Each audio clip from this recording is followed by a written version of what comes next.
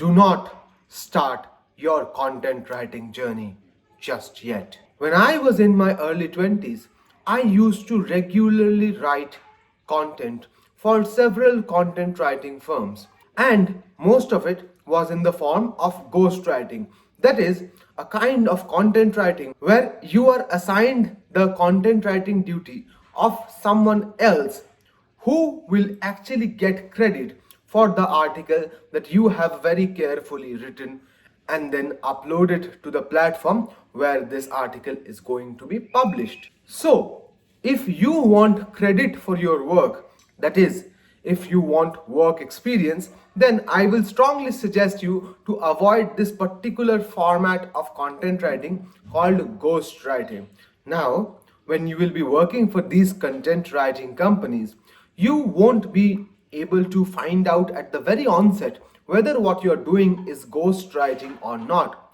How do you find it out? Well, one of the fundamental reasons or one of the fundamental ways to find this out is to directly confront the person who is employing you.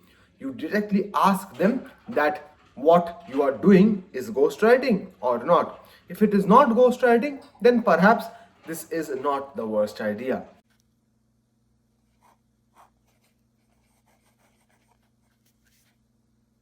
Today's video is all about the idea of content writing and whether you, an aspiring student, should start your journey of writing content at the early ages of your graduation or post-graduation or not. So, let's get started. The first thing that we have to understand about content writing is the money. Why do we do content? Is there anyone who actually enjoys content writing? I highly doubt it. Even if there are people who enjoy it, they have started to enjoy it after a long time has been spent at doing that particular work. Now, we start doing content because it's easy money. Now, what does easy money mean? It means that you don't have to work as hard as you would normally have to do to earn that type of money.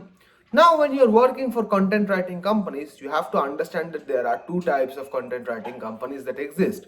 First are Indian content writing companies who are always out to get you.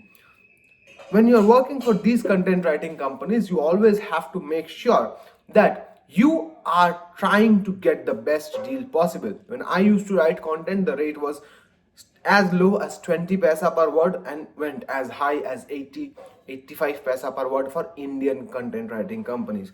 You have to take into consideration the fact that there are many other people who are willing to do this job for a lower rate.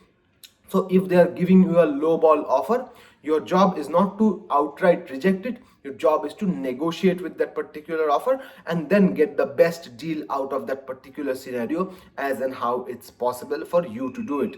The second thing that you must keep in mind while doing content is that you must be very skilled at search engine optimization and keyword placement. Now, what are these things? If you don't know about the fundamental difference between these words, then I suggest you leave a comment down below. And while you're at it, if you have not subscribed and pressed the bell icon right next to my subscribe button, then what are you waiting for? I know you are here because you want to watch academic videos, and I will now be uploading videos regularly on my channel, and there are more than 150 videos on this channel already. All of them will be coming up to your YouTube feed if you press that bell icon right next to that subscribe button, and it will benefit both you and me in the longer run. So don't wait any further. Even if you want to wait a little bit in order to start your content writing journey, don't wait any further to subscribe to my channel. Now, if you want to know more about these, you should leave a comment down below, and I will then make a more detailed video about search engine optimization and how you can place your keywords perfectly in an article of content writing so that your content writing piece gets featured and you get an increment every fiscal quarter. And before you tell me this is not possible, this is absolutely possible. Those who have done content writing or are doing content writing for a very long time, they know how important it is to learn these two things really well. Now, once you learn these two things really well, then you can move on to the next tier of employers, which is foreign companies, primarily companies based in the US, UK, and other parts of Europe. Now, since these companies pay in their currency, say US dollars, pounds, or euros, in that case, the conversion rate, which is in this particular scenario very beneficial for us, it becomes a blessing for us, because then the rate for per word can go as high as 2, 3, even 4 rupees per word. The highest amount of payment that I have received for one article back in 2019, mark you, was 3.5 rupees per word, and it was very, very expensive at that point of time. Even now, 3.5 rupees per word is very expensive. The only difference between 2019 and 2024 is the advancement of AI. At this point of time, they will probably not hire a fresh postgraduate to do this kind of work. They will probably pay some premium AI like GPT-4 or Bard or Gemini to do this work for them. Now, while we are on the point of artificial intelligence, this point must be discussed, which is one of the primary focus points of this particular video. Is artificial intelligence going to kill content writing? Now, if you think about it really carefully, any task that does not require a set amount of interactive skill is going to be replaced by AI sooner or later. And since content writing is nothing but a higher level of content curation, let's be honest about this here. What we do in content writing is we don't create work. We recreate work that has already been created by someone else.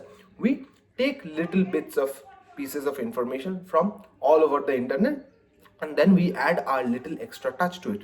It's not a piece of editorial, it's not a piece of newspaper writing, it's not a piece of academic writing, it's not a piece of fiction. It's a way to increase traffic to a particular website and to allow backlinks to work so that people can go back to that site and work with things like AWS and other such associated affiliate marketing websites. Now, if you don't know about affiliate marketing, I'm sure you will find many videos on the internet about what affiliate marketing is, and you can go ahead and check that one out. But these search engine optimization based content writing platforms work primarily because of the backlinks. And if you have worked at content writing firms, you already know that you are required to use 3-worded keyword phrases, 4-worded keyword phrases, and for 5 times, 7 times you're supposed to use them in headings and subheadings, and then you're supposed to click them and you're supposed to put a backlink to them so that it leads to some other website. All of this is already well known to you if you're working in the domain of content writing, and if you're not, then these things might sound absolutely alien to you. But if you work for there for about 5 to 10 months, this entire process will then become a cakewalk for you. Now, let us then assess the pros and cons of content writing. The pro is that you get quick money. The con is that you are now spending a significant amount of your time acquiring a skill, so as to say, which will become obsolete in the next 5 years or so. So does that mean you should not do it? Well, in my very humble opinion, you should only do it if you are very skilled at it and you're 100% sure that even when AI comes and takes up like 80 to 85% of content writing jobs, 30% of which has already been taken away, by the way, at that point of time also, you will be able to survive and stick to this idea of content writing. Now, you will then come at me and say that, sir, we don't think that we will be doing content writing in the long run. This is just for some quick cash while we are students, and then we will move on to other jobs.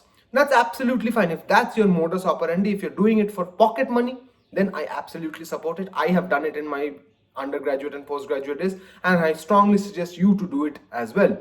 But if you're looking at it as a job opportunity, as something which you can do full time, then I strongly suggest that you look for other opportunities and you learn to acquire a skill which is very, very essential in this longer run of the world.